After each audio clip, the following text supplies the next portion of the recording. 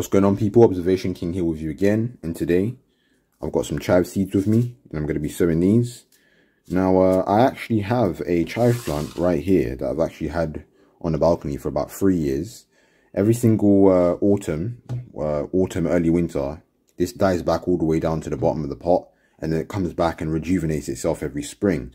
Now I'm no longer picking from these chives, but it's evidence that, you know, they do come back and they do actually do quite well. Now this is actually still quite young at the moment. This will actually get a lot longer if I let it. But right now I'm just keeping this on a balcony because it's an allium and it does kind of help to repel certain insects because of the smell. So yeah, that's pretty much it.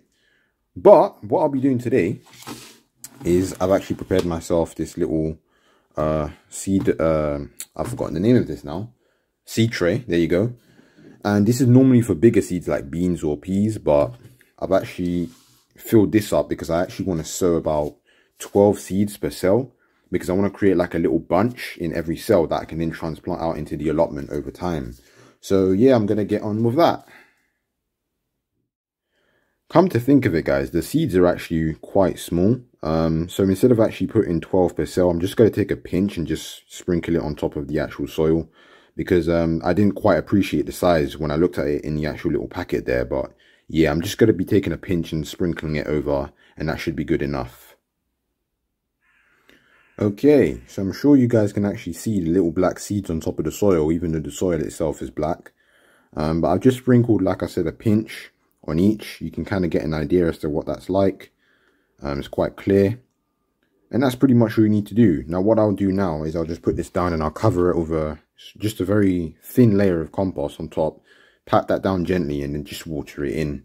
And that will be it. And then in no time you're going to have your chives popping out. And then you'll be on your way to growing your own homegrown chives that you can use in the kitchen. So there we have it. So I've covered it completely. Very nice thin layer there. I'm going to water that later on. And then soon enough, we'll have something like this, and you can, you know, snip it whenever you need it, chop it up into tiny pieces if you want, you know, put it in the freezer.